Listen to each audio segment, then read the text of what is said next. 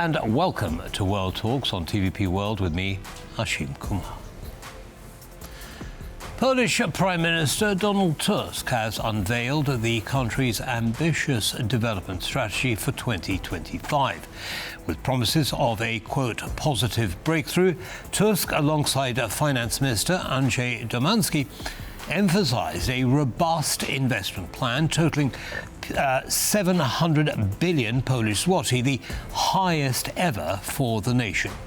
The plan focuses on 6 key pillars: science, energy, technology, infrastructure, a dynamic capital market, and a bolstering business collaboration. Joining us is Witold Orłowski, economist from Witold University, to explore the implications of this historic investment for Poland's future. Mr. Orłowski, thank you very much for joining us. Hello. Welcome.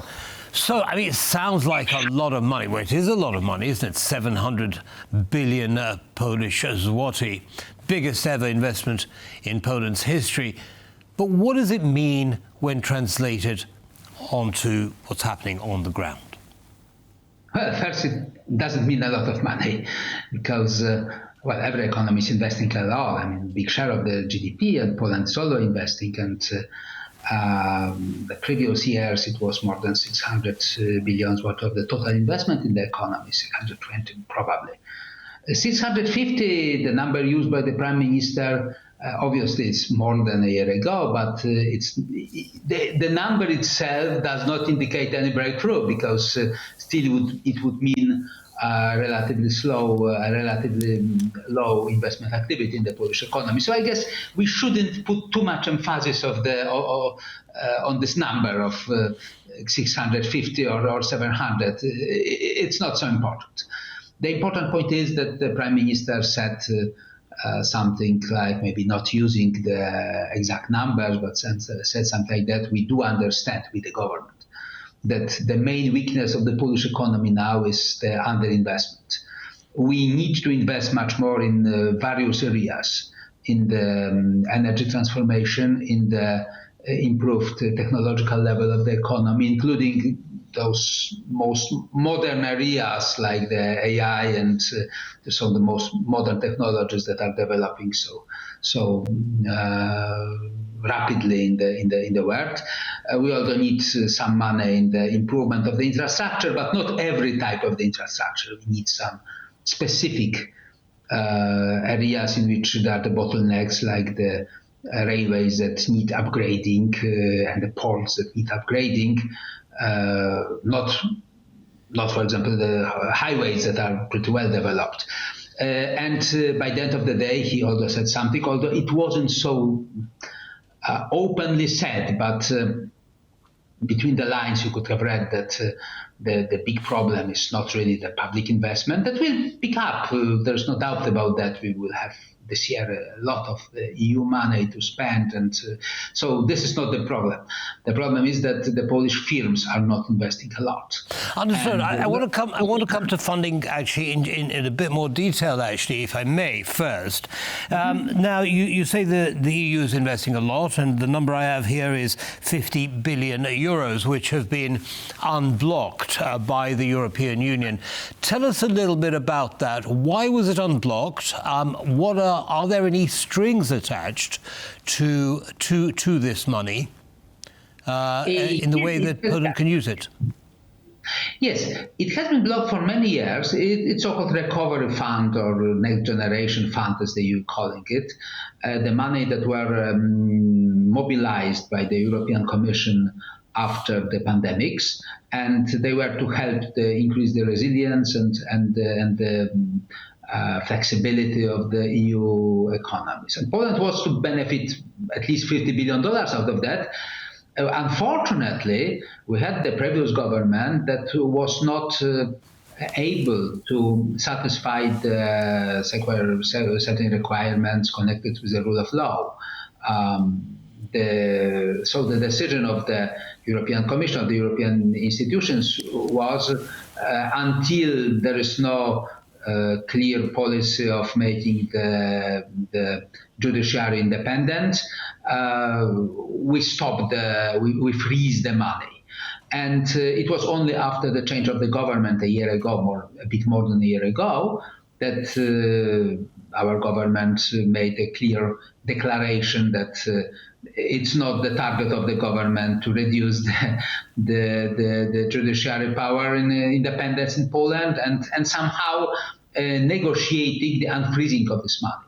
And already out of this 50 billion, I guess almost 30 billion has been sent to Poland last year. So the money has been really unfrozen. The problem is that the investment in the economy you see not at the moment when there's the money on the banking account, but at the moment when, as we said in Poland, somebody is, he's using the tools and start digging in the soil, and that takes time between understood and arrive and then you start really the project. And that's unfortunately was obviously the error of the previous government, because of the fact of this frozen money. They had not prepared the programs, investment programs, and we are only developing it only now. Last year we haven't seen still the effect. This year most likely we'll see a big increase of the public investment connected with the use of this money, because the money are already fluent, but on the bank account. Well, I mean, GDP, according to the Finance Minister, is expected to grow to 4%, which is actually an outlier in terms of EU performance, doing very well. Now, the Finance Minister also said Poland must use its advantages and focus on specific areas. What do you think he meant by advantages, and which areas in particular? Yes, first of all, my guess is that the point is about that we need not only we need the investment, but we need the smart investment. The investment is bringing the maximum return.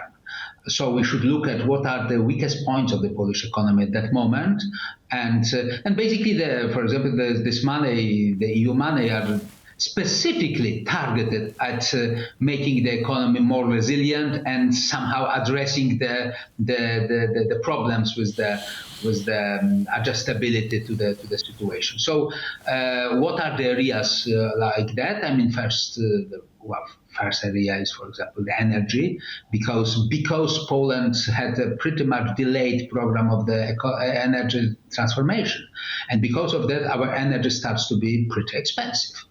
And so we must accelerate as much as possible the process of the transformation. Let's make all this smart investment to reduce the energy dependency of the economy, to get the fast effects before we build the nuclear power plants. Yeah, I want to focus on energy security just for a second. The government is talking about building eventually 2 nuclear power plants in Poland, and this comes at a time when many countries in Europe are going in the opposite direction: Germany, Italy, Spain, Switzerland, and so on. Of course, this is part of an initiative to get, environmentally friendly sources of energy like wind power and so on. But how is this focus on nuclear power going to sit with the rest of the European Union? Well, you mentioned a few countries that are pulling out of the nuclear energy. You could also spell a number of countries, probably the prevailing number of EU countries, that are developing the nuclear energy. The problem with the nuclear energy is that this is not from the environmental point of view, obviously it's a clean energy. From the safety point of view, I mean, all the scientists, people that are competent in this area, I'm not a nuclear scientist, but the nuclear scientists say this is totally safe. From time to time there are some risks. Everybody remembers the Chernobyl. Everybody remembers the Japanese story, but that was connected with the earthquake that we do not expect in Poland. But basically, with the modern technologies, the nuclear energies are very much safe. Why people are so much afraid of them? Well, because there is this feeling, this is something very dangerous. This is kind of a nuclear bomb just built and waiting for the explosion. This is not true. And obviously the societies may have their view on this. If the Germans decided we do not want to have the nuclear energy, then that's their choice as a society. By the way, for the German economy, it seems to be a big problem, this switching off the Indeed. Indeed. Mr. Orłowski, I mean, bearing in mind that Russia has been using energy as a weapon of war, as part of their hybrid war strategy, and Europe is weaning itself off, has been, off Russian energy.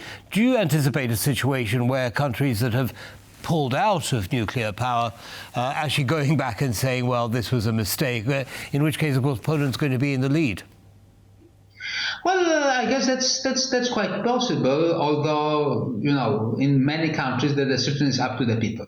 Yeah. Right? I mean, if the Germans say we don't want to have nuclear, frankly speaking, even if I was a kid, so many years ago, I already remember the German comes with you know, the stickers, Atomkraft, nein danke. So it's not something that happened in Germany last 10 years. It's been going on. The Germans were pretty much against a big share. It's been going on for a while. Well, we're just going to have to wait and see how that evolves. Mr. Orłowski, thank you very much indeed for sharing your expertise with our audience. Have a good day, sir. Thank you. Bye-bye. Thank you. Goodbye now. And that's all from us in this episode of World Talks. Don't go away, though. Latest news coming right up.